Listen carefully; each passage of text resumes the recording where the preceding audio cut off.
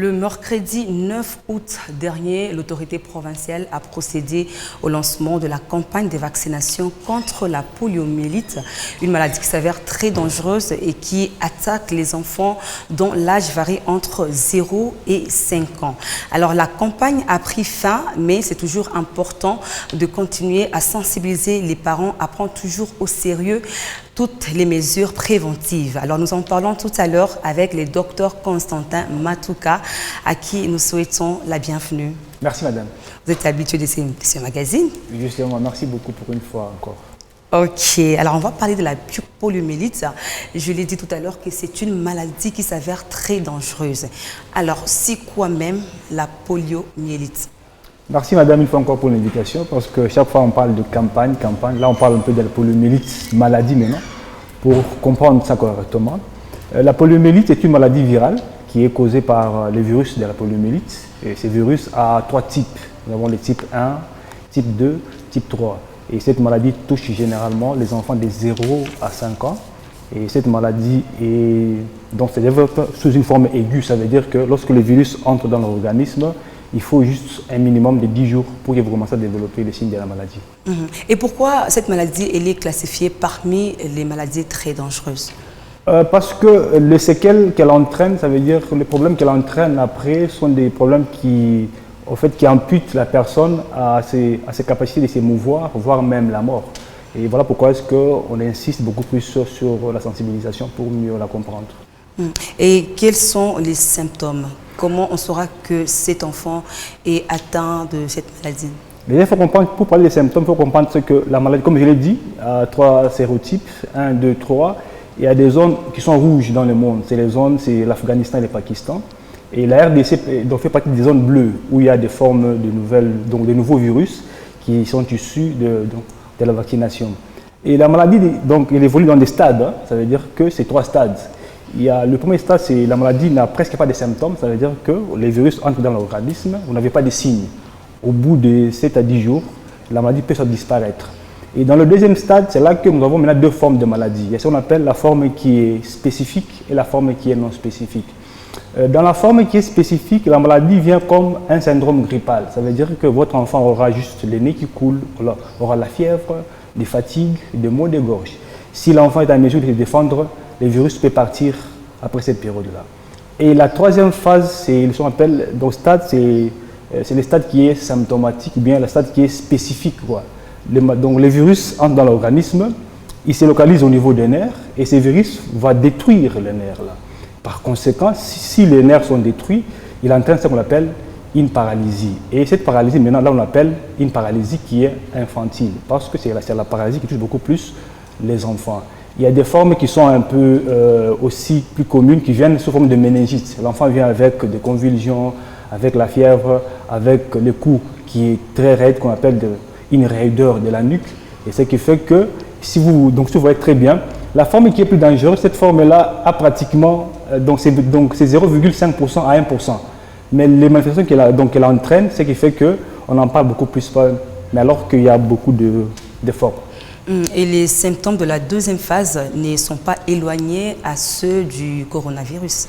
C'est presque la même chose, parce que les enfants, pendant leur croissance, ont ce qu'on appelle des syndromes grippales, des maladies virales respiratoires. Vous allez voir que l'enfant a le nez qui coule, l'enfant a la fièvre, l'enfant a la gorge qui fait mal, l'enfant fait la diarrhée. Donc parfois, on peut confondre avec une maladie virale autre que la poliomyélite, alors c'est la poliomyélite. On dit que cette maladie, elle est contagieuse. Est-ce que les parents peuvent également attraper cette maladie si, par exemple, ils ont un enfant qui est atteint de cette maladie? Déjà, les formes chez les adultes sont des formes qui sont très rares.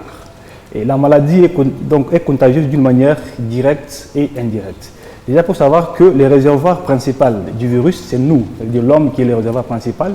Le virus se trouve dans les tubes digestifs ou bien au niveau du pharynx. Ce qui fait que lorsque nous émettons les matières fécales, les virus restent là-bas pendant minimum 21 à 42 jours. Si nous mangeons des aliments peut-être qui sont souillés par les virus, on peut directement être touché par la maladie.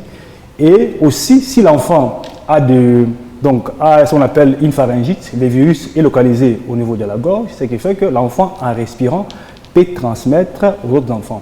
Chez les adultes, on estime que l'adulte a des anticorps capables de le défendre, ce qui fait que ce sont des formes qui sont vraiment très rares chez les adultes. Et pourquoi cette catégorie d'âge est trop vulnérable à cette maladie? Déjà, l'enfant, comme on le dit en médecine, c'est l'être qui est en croissance, ce qui fait que donc son système immunitaire, son système de défense se met en place petit à petit. Ce qui fait que ce système-là ne sera pas efficace du coup. Par conséquent, l'enfant sera parmi les êtres qui seront vulnérables, l'enfant et les femmes enceintes. Et quels sont les modes de transmission? Comme je l'ai dit, c'est un virus qui se transmet par ce qu'on appelle par les moyens qui sont oraux. Ça veut dire que directement ou bien indirectement. Lorsque vous mangez des aliments souillés par les virus, vous consommez les virus et ces virus ont la capacité de résister dans votre tube digestif, ou soit si l'enfant a un virus au niveau de la gorge et l'enfant en respirant, l'enfant peut transmettre via les gouttelettes à son collègue ou bien à sa collègue. Et qu'est-ce qu'il faut faire concrètement, avant d'ailleurs de parler du vaccin, quand l'enfant est atteint de cette maladie déjà à la maison? Qu'est-ce qu'il faut faire pour préserver d'autres enfants de peur qu'ils puissent attraper également cette maladie?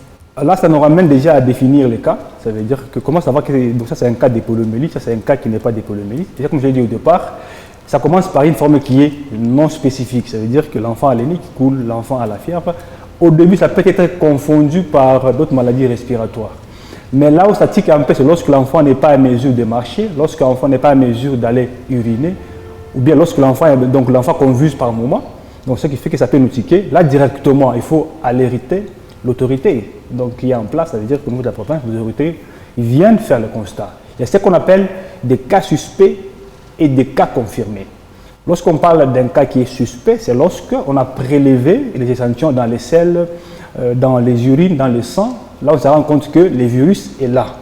Mais les cas suspects, c'est lorsque la personne a les signes de la maladie, mais on n'a pas encore confirmé s'il y a la présence ou non du virus. Et après, maintenant, lorsque l'autorité se rendra compte que nous avons devant un cas de poliomyélite, donc à leur niveau, ils vont directement déclarer la maladie. Et là, maintenant, on va isoler la personne qui était le premier cas. En même temps, on isole les autres personnes pour couper cette chaîne de transmission. Est-ce que jusqu'à ce jour, il y a un traitement curatif contre cette maladie?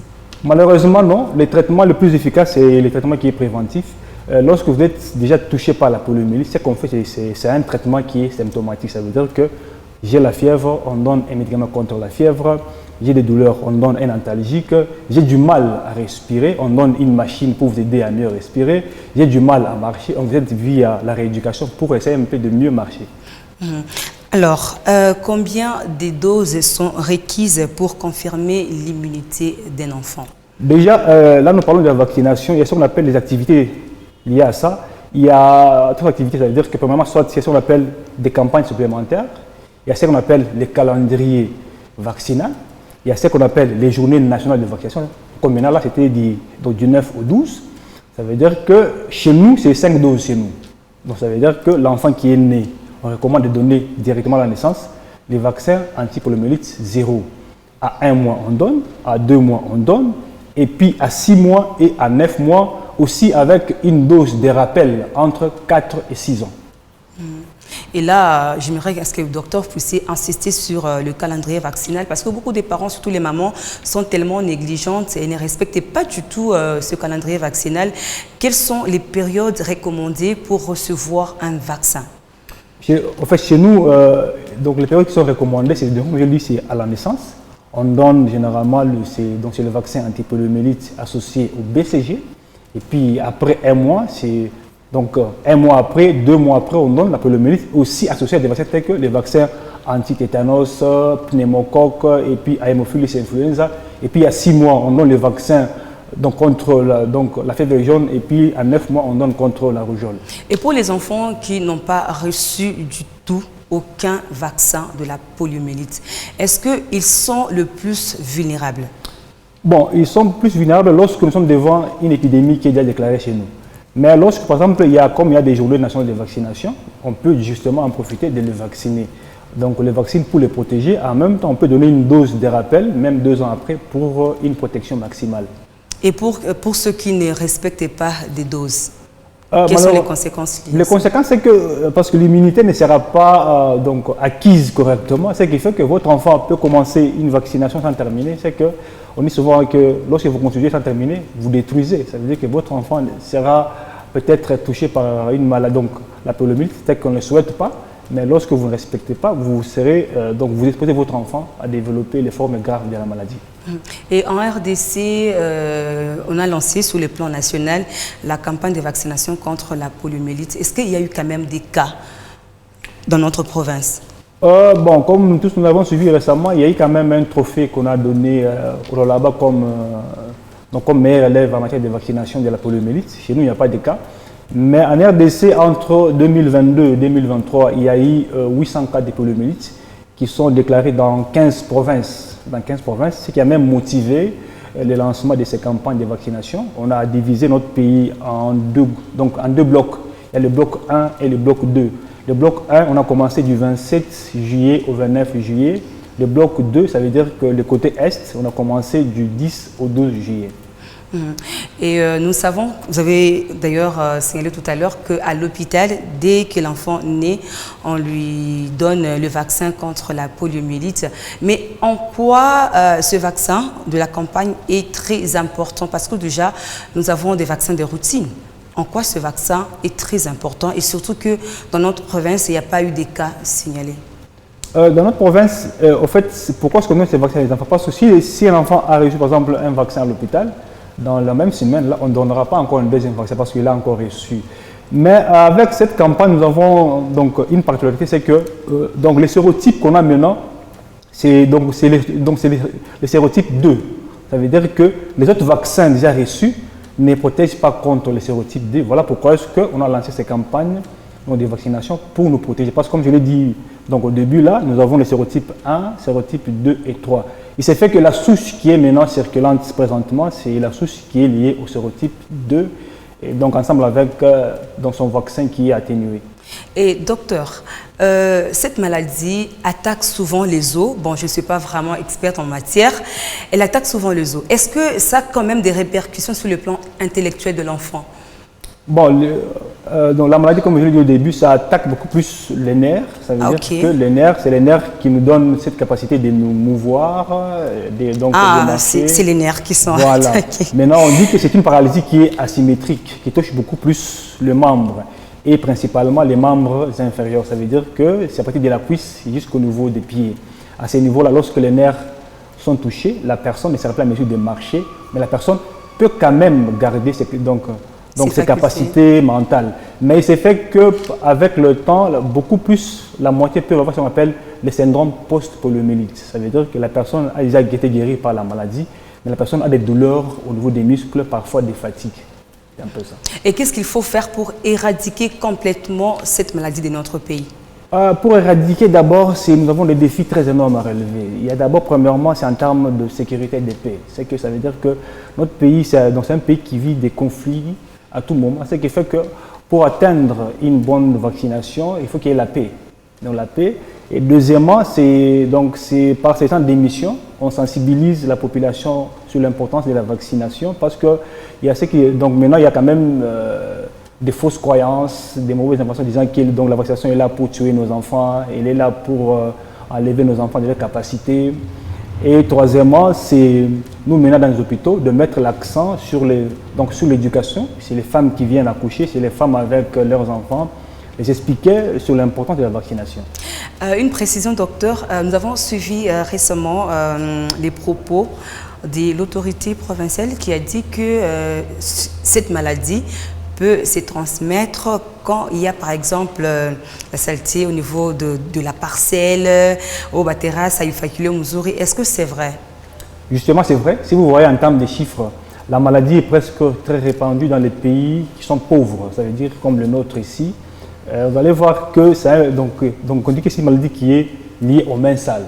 Lorsque notre pays est un peu sous-développé, ce qui fait que les conditions ne sont pas réunies. D'où les minimums, d'abord, c'est d'essayer d'entretenir les endroits où nous habitons pour limiter au maximum les risques de contamination. Donc c'est aussi une maladie des mains sales. Justement, c'est une maladie des mains sales malheureusement. Et vous, en tant que médecin, qu'est-ce que vous faites pour continuer de sensibiliser toutes ces mamans? Parce qu'il y a beaucoup de mythes autour de cette question. Est-ce que vous, à l'hôpital, vous avez quand même le programme de sensibilisation pour toutes ces personnes qui, jusque-là, continuent de douter? Déjà, quand on parle de nous médecins, il y a des médecins qui sont dans des hôpitaux. Il y a ce qu'on appelle aussi, il y a tout un programme pour cette maladie, c'est ce qu'on appelle les PEV, le programme élargi de vaccination qui est là pour cette maladie. Et nous, maintenant, à notre niveau, ce que nous faisons, c'est d'abord d'insister, il y a ce qu'on appelle dans les CEPON, les consultations post-scolaires. Ça veut dire qu'on essaye, qui sont postnatales, par exemple, postnataux, par exemple. Donc, on suit les enfants qui sont nés.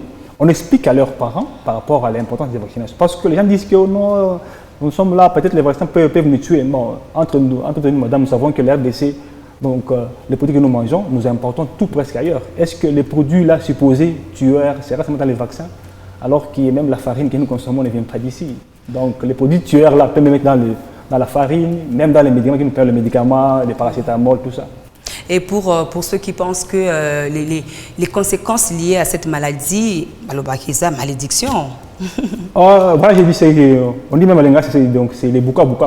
Bouka-bouka. Les bouka-bouka. Alors qu'il y a deux formes qu'il ne faut pas confondre. Il y a ce qu'on appelle les konzo, c'est une maladie qui touche beaucoup plus, aussi une paralysie, mais les adultes. Et les konzo, ce n'est pas la polio? Oui, non. Qui est lié à une consommation de manioc amer. Ça veut dire qui regorge beaucoup plus du cyanure, et le cyanure va attaquer les nerfs, va rendre la dame beaucoup plus avec une paralysie qui est spastique. La dame marche quand même, mais en titubant. Et pour le reste, là, nous-mêmes, avant on disait que c'est lié beaucoup plus à une malédiction. Non, parce que lorsqu'on a quand même essayé de voir l'évolution de la maladie, on a compris que cette maladie est liée à un virus. Et les formes que nous arrivons à voir, parce que ça entraîne cette paralysie, voilà pourquoi nous avons peur de cette maladie.